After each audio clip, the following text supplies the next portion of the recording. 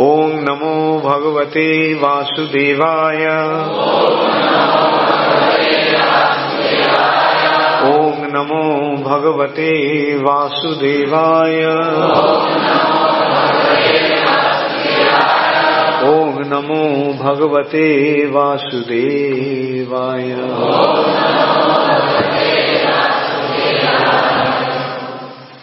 श्रीमद् भागवत तृतीय स्कंध पंचविंशति अध्याय भगवत भक्तिर महिमा। सतां प्रसंगान् मम वीर्य संविदो भवन्ति हृत् कर्ण रसायनः कथः तज्जोषणा आशु अपवर्ग वर्त्मनि श्रद्धा रति भक्ति अनुक्रमिष्यति। सतां प्रसंगान् मम वीर्य संविदो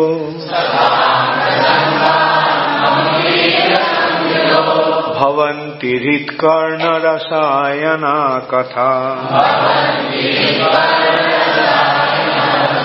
तज्जोषणादाशु अपवर्ग वर्त्मनि श्रद्धा रतिर्भक्तिरनुक्रमिष्यति। सतां प्रसंगान् मम वीर्य संविदो भवन्ति हृत्कर्ण रसायना कथा तज्जोषणादाशु अपवर्ग वर्त्मनि श्रद्धा रतिर्भक्तिरनुक्रमिष्यति। सतां प्रसंगान् मम वीर्य संविदो भवन्ति हृत्कर्ण रसायना कथा तज्जोषणादाशु अपवर्ग वर्त्मनि श्रद्धा रतिर्भक्तिरनुक्रमिष्यति।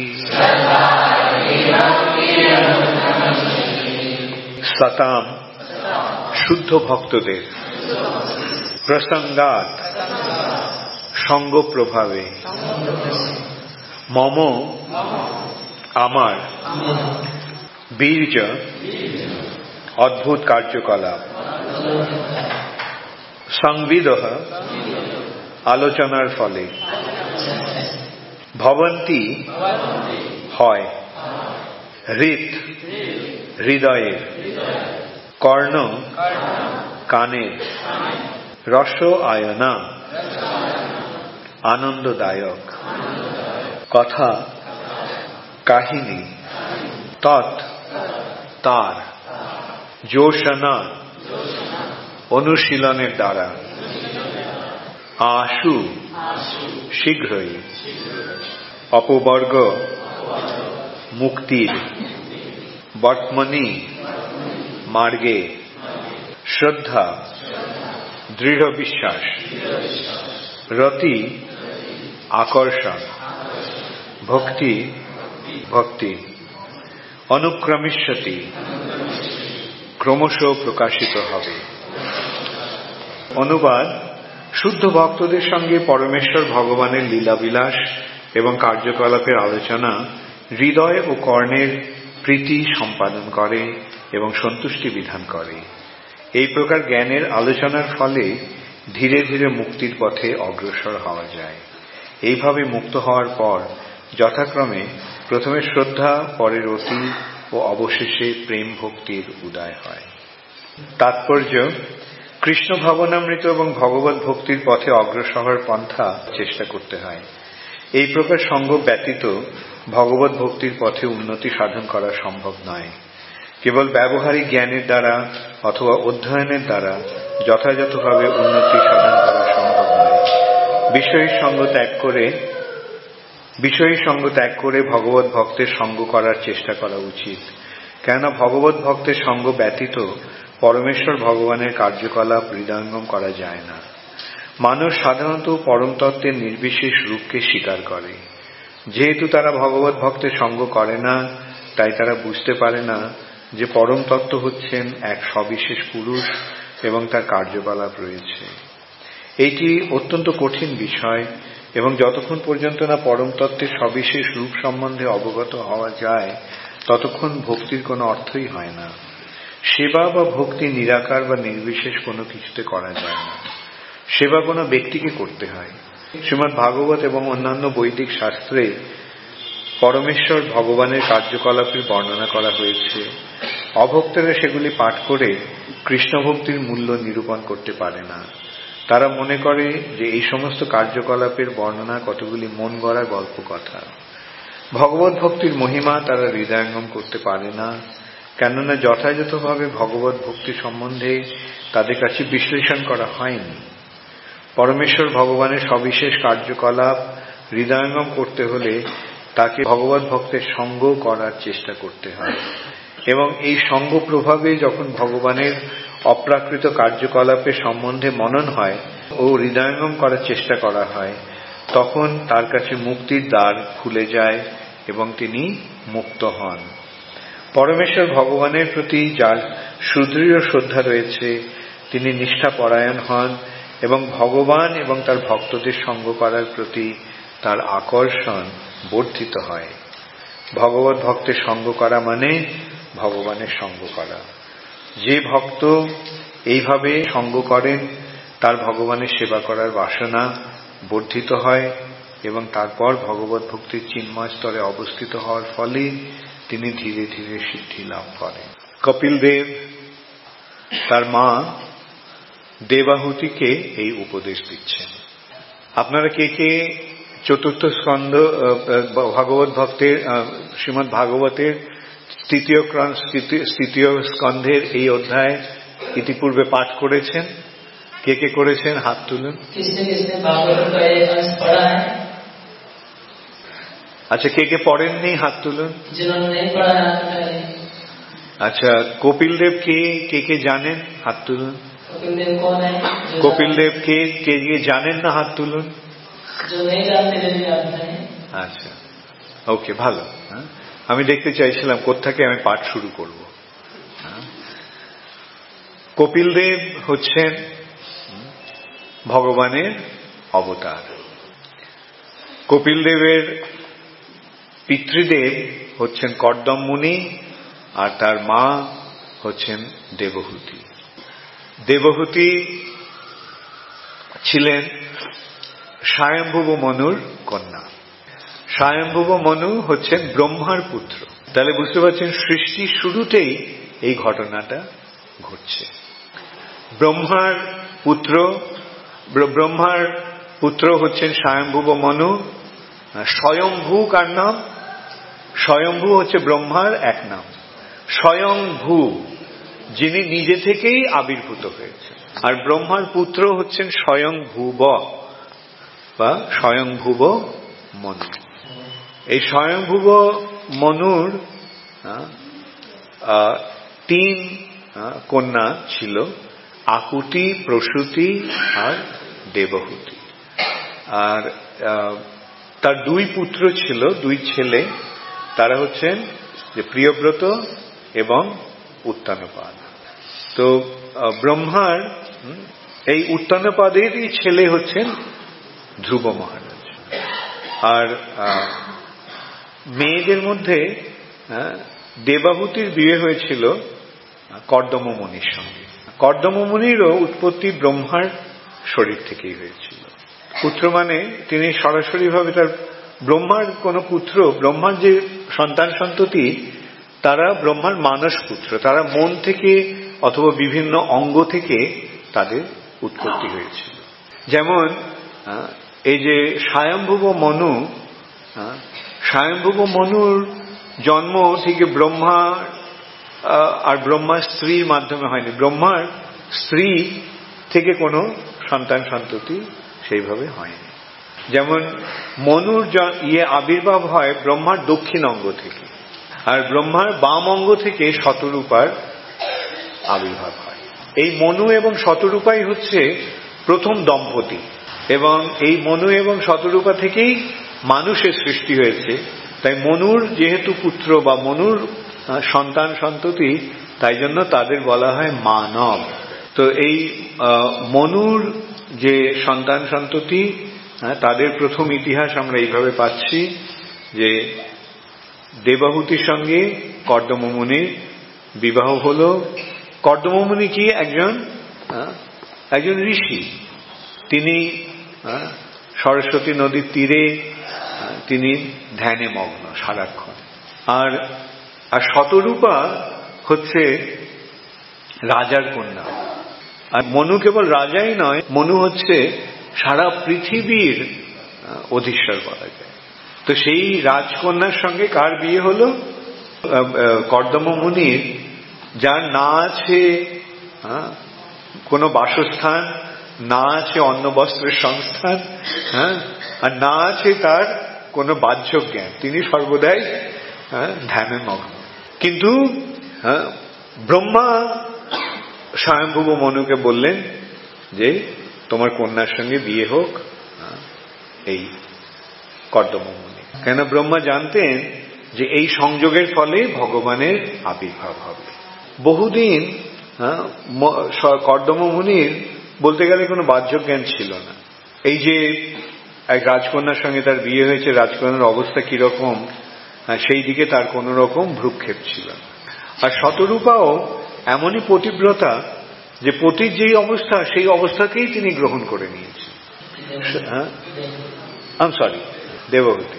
এইখানেই হচ্ছে ভারতীয় সংস্কৃতির বৈশিষ্ট্য, বৈদিক সংস্কৃতির বৈশিষ্ট্য। বৈদিক সংস্কৃতিতে মানুষকে প্রকৃত মানুষের মতো আচরণ করতে শিক্ষা দেয়। পতি পত্নীর যে সম্পর্ক, পবিত্র সম্পর্ক, সেটা আমরা বৈদিক সংস্কৃতিতে দেখতে পাই। আচ্ছা, আপনাদের অনেকের মোবাইল ফোন বাজছে, এটা বন্ধ করে দিন। সব যাদের মোবাইল ফোন আছে তারা দয়া করে সাইলেন্ট মোডে রেখে দিন। আমাদের এখানে একটা শর্ত আছে, যদি ক্লাসে কারো মোবাইল ফোন বাজে তাহলে তার পরবর্তী সানডে ফিস্টে তাকে স্পন্সর করতে হয়।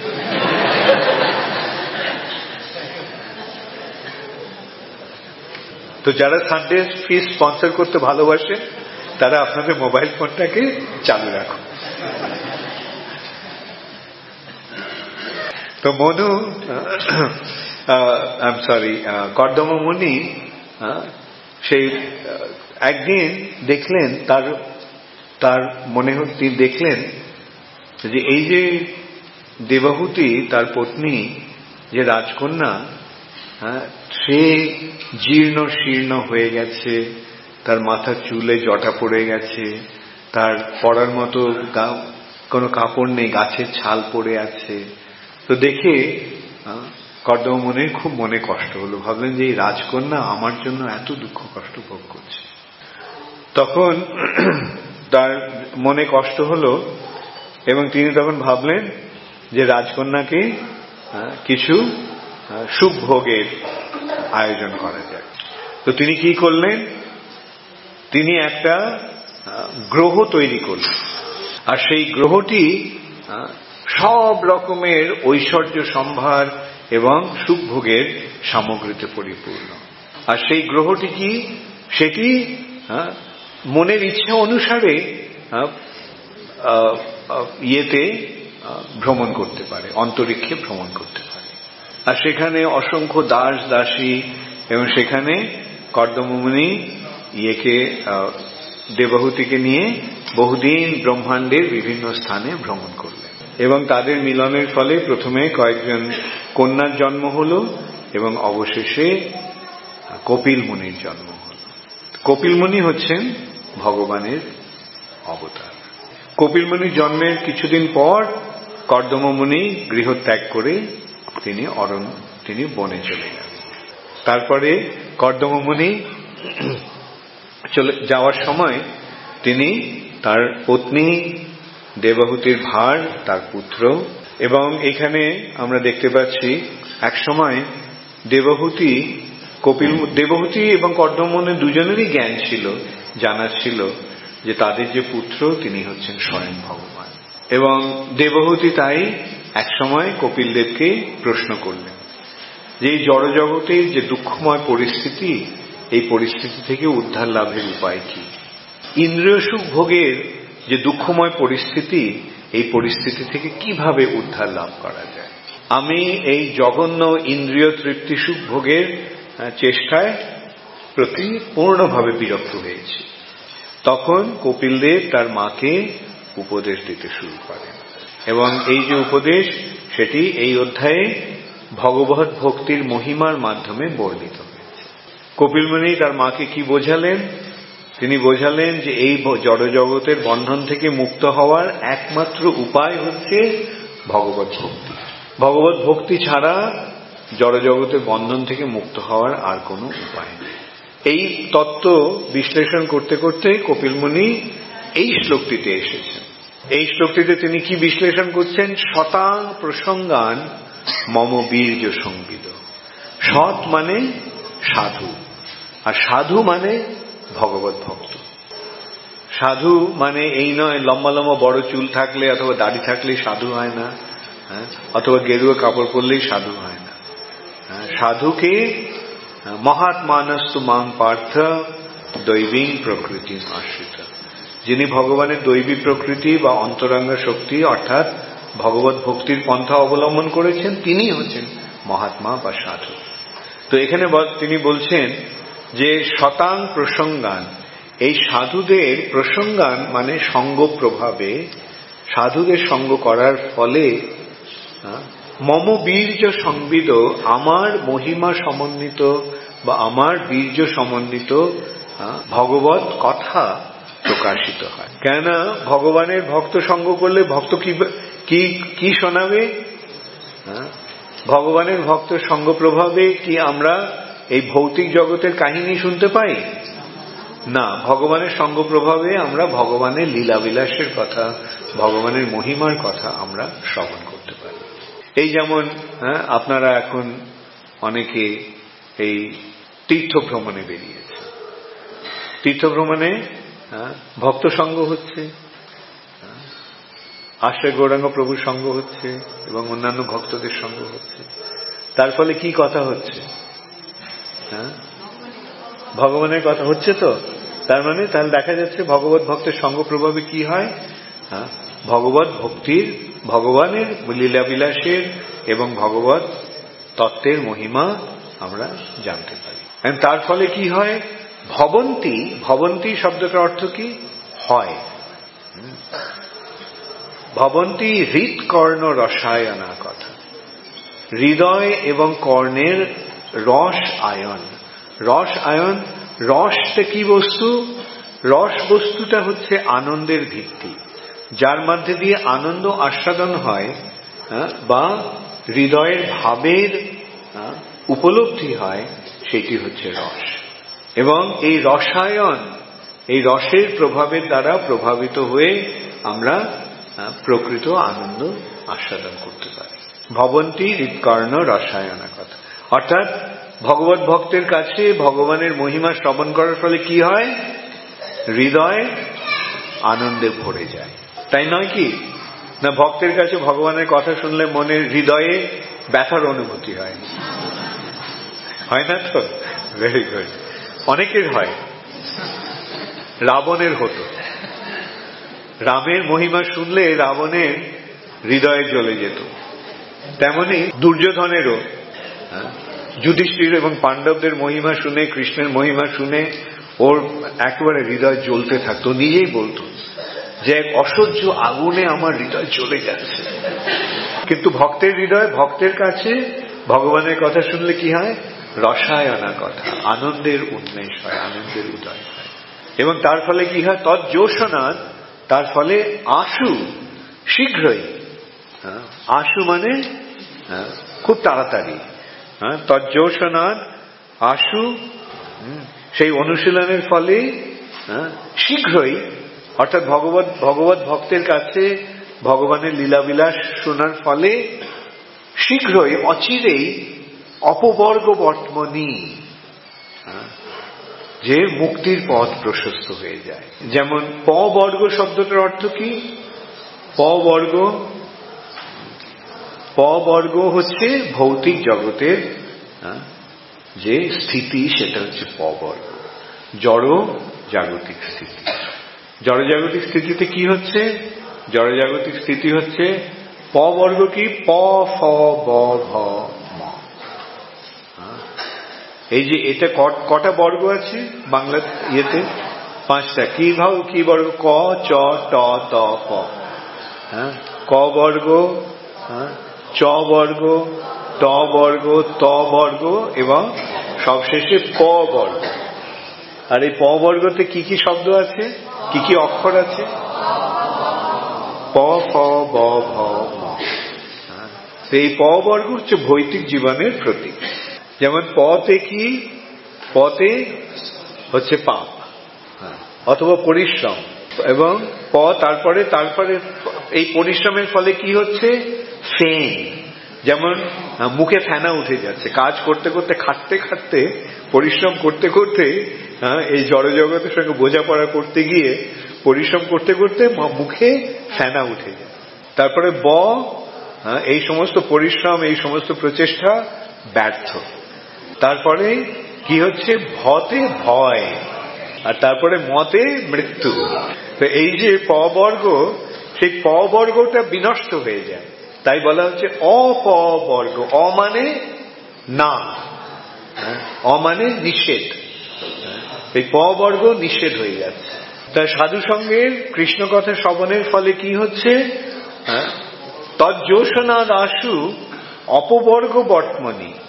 প বর্গ নিরস্ত হয়ে যায়, অর্থাৎ ভৌতিক জগতের বন্ধন থেকে আমরা মুক্ত হয়ে যাই, এবং তার ফলে তখন শ্রদ্ধা রতির ভক্তি অনুক্রমিষ্যতি। এই যে শ্রদ্ধা রতির ভক্তি মানেই এই ভক্তির পথটি প্রশস্ত হতে থাকে। যেমন ভক্তির শুরু হয় কোত্থেকে? শ্রদ্ধা থেকে। আদৌ শ্রদ্ধা, শ্রদ্ধা থেকে কি আসছে? আদৌ শ্রদ্ধা। তার ফলে কি হয়? শ্রদ্ধার ফলে সাধু সঙ্গ। এখানে আমরা দেখছি আবার সাধু সঙ্গের প্রভাবে শ্রদ্ধা হচ্ছে, আবার শ্রদ্ধা থেকে সাধু সঙ্গ হচ্ছে। সাধু সঙ্গের ফলে কি হয়? ভজনক্রিয়া। এই ভজনক্রিয়ার ফলে অনর্থ নিবৃত্তি। এই ভগবত ভক্তির অনুশীলনের ফলে অনর্থের নিবৃত্তি হয়। অনর্থ কি? অনর্থ মানে অনর্থ, যার কোনো অর্থ নেই। যে কাজকর্মগুলি, যে ক্রিয়াকলাপগুলি নিরর্থক, করার ফলে কোনো লাভ হয় না, অনর্থ নিবৃত্তি। তার ফলে কি হচ্ছে? তারপরে নিষ্ঠা, তখন ভক্তিতে নিষ্ঠা আসে। তারপর নিষ্ঠার ফলে কি আসছে? রতি। রতি মানে স্বাদ পাওয়া যাচ্ছে, ভালো লাগছে, এটা হচ্ছে রতি। এবং রতির ফলে শ্রদ্ধা রতি থেকে আসছে ভক্তি, রতি থেকে ভাব, এবং ভাবের ফলে প্রেম। তো এইভাবে শ্রদ্ধা রতির ভক্তির অনুক্রমিষ্যতি। অনুক্রমিষ্যতি মানে ক্রমশ এর দৃঢ় থেকে দৃঢ়তর হচ্ছে। তো এইভাবে আমরা দেখতে পাচ্ছি সাধু সঙ্গের ফলে কি হয়? সাধু সঙ্গের প্রভাবেই আমরা প্রকৃত ভগবত ভক্তি লাভ করতে পারি। তো আপনারা সাধু সঙ্গ হচ্ছে? আচ্ছা, আপনারা কে কে ভগবত ভক্ত হতে চান? Very good. তো ভগবত ভক্ত হতে হলে কি করতে হবে তাহলে? সাধু সঙ্গ করতে হবে। সাধু সঙ্গ, সাধু সঙ্গ, সাধু সর্বশাস্ত্রে কয় লবমাত্র সাধু সঙ্গে সর্বসিদ্ধি হয়। লবমাত্র সাধু সঙ্গে। লবটা কতক্ষণ? 1 সেকেন্ডের 11 ভাগের 1 ভাগ হচ্ছে লব। তো এইটুকু অল্প সময়ের জন্য ভগবত ভক্তের সঙ্গ প্রভাবে আমরা ভগবত ভক্তি লাভ করতে পারি, সর্বসিদ্ধি হয়। এই যে ভক্তির পথ আমরা অবলম্বন করতে চাইছি, সেটা সর্বতভাবে সিদ্ধ হবে। ততএব এই যে সাধু সঙ্গের সুযোগ আপনারা ইসকনের মাধ্যমে পাচ্ছেন, সেটি যথার্থ সদ্ব্যবহার করুন। ইসকন মানেই হচ্ছে আন্তর্জাতিক ভগবত ভক্তের সঙ্গ। আপনি যে পৃথিবী যেখানেই যাবেন দেখবেন সেখানে ইসকন আছে, আর যেখানে ইসকন আছে সেখানে কি আছে? ভগবানের ভক্তরা আছে। তো এইভাবে আমরা পৃথিবীর সর্বত্র ভগবত ভক্তের সঙ্গ লাভ করার সুযোগ পাচ্ছি। যেমন আপনারা কলকাতা থেকে যারা উজ্জয়িনীতে এসেছেন তারা এখানে ভক্ত সঙ্গ লাভ করছেন। এই সঙ্গ লাভটা ভালো লাগছে? আচ্ছা, তারপরে কোথায় যাবেন? Somnath. There is a temple there? ও ঠিক আছে, তো আপনারা সকলে আছেন মহাদেবের সঙ্গ, রাইট, মহাদেবের সঙ্গ পাবেন, ভেরি গুড। বৈষ্ণবা নাম যথাসঙ্গ, এখানেও মহাদেবের লিঙ্গ আছে, জ্যোতির্লিঙ্গ 12টি জ্যোতির্লিঙ্গ আছে শিবের, তার মধ্যে উজ্জয়িনী হচ্ছে একটি। আবার এই স্থানটি হচ্ছে সান্দীপনী মুনির আশ্রম, যেখানে কৃষ্ণ এবং বলরাম শিক্ষার্থী হয়ে এসেছিল। আর ভগবত ভক্তির পন্থাটা অত্যন্ত সরল, খুবই সহজ। ভক্তের সঙ্গ প্রভাবে কি হবে? ভক্ত আমাদের কি বোঝাবে, বা ভক্তরা আমাদের কি বুঝিয়েছে? ভক্তরা বুঝিয়েছে যে কলিযুগের যুগধর্ম হচ্ছে হরিনাম সংকীর্তন, এবং কলিযুগে অর্থাৎ কলিযুগে আমরা যদি আধ্যাত্মিক প্রগতি করতে চাই তাহলে আমাদের হরিনামের আশ্রয় গ্রহণ করতে হবে। এবং এই নাম রূপে ভগবান যে অবতীর্ণ হয়েছেন তার সেবা কিভাবে হবে, তার ভগবানের পূজা এই কলিযুগে কিভাবে হবে? কলিযুগে ভগবানের আরাধনার পন্থা হচ্ছে শ্রবণ এবং কীর্তন। এই নাম, শ্রবণ এবং কীর্তন, এবং এই শ্রবণের কীর্তনের ফলে কি হবে? ঈষৎ বিকশী পুনঃ দেখায় নিজ রূপগুণ। এই যে হরিনাম, নামের প্রেমের কলিকা নাম, অদ্ভুত রসের ধাম। এই যে হরিনাম, এটা হচ্ছে কৃষ্ণ প্রেমের কলি। আচ্ছা, এই কলি ঈষৎ বিকশী। কলি থেকে কি হয়? আস্তে আস্তে ফুল ফোটে। তো ফুল ফোটার ওই ঈশ্বর অল্প একটুখানি খুলেই তখন কি করছে? কলিটা কি করছে? আমাদের কৃষ্ণের নাম, কৃষ্ণ নাম, আমাদের এই নাম রূপে যে কৃষ্ণের প্রেমের কলিকা, তার থেকে কৃষ্ণের রূপ এবং কৃষ্ণের গুণ প্রকাশিত হবে। ঈষৎ বিকশী পুনঃ দেখায় নিজ রূপগুণ, এবং আর পূর্ণ বিকশিত হইয়া ব্রজে মরে যায় লইয়া। এই যে নাম রূপ যে কলি, সেটা যখন পূর্ণরূপে বিকশিত হবে, তখন সে কি করবে? আমাকে বৃন্দাবনে নিয়ে যাবে আমাদের, মানে, এবং সেখানে গোলক বৃন্দাবনে সেখানে কৃষ্ণ পাশে রাখে গিয়া আমাদের স্বরূপ প্রদান করে শ্রীকৃষ্ণের সেবায় বা কৃষ্ণের পার্ষদ রূপে আমাদের ওখানে নিয়ে যাবে।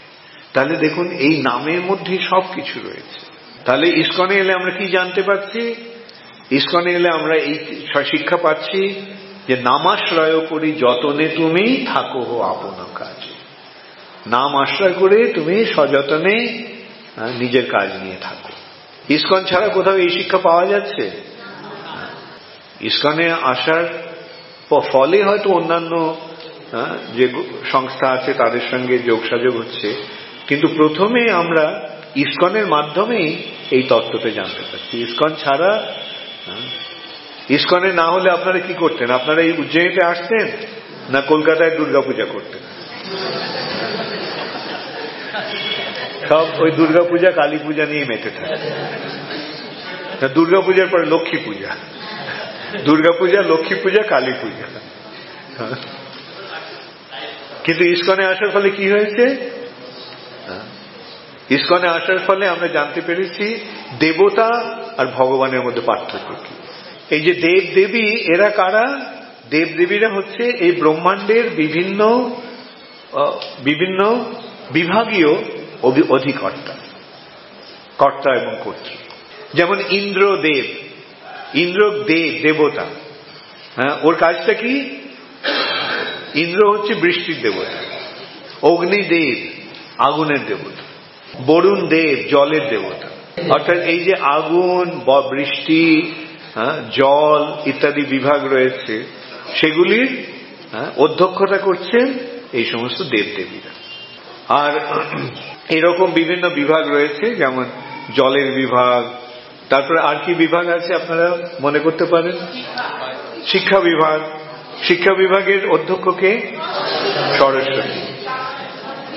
তারপরে অর্থ বিভাগ, তার কে লক্ষ্মী। বিশ্বকর্মা।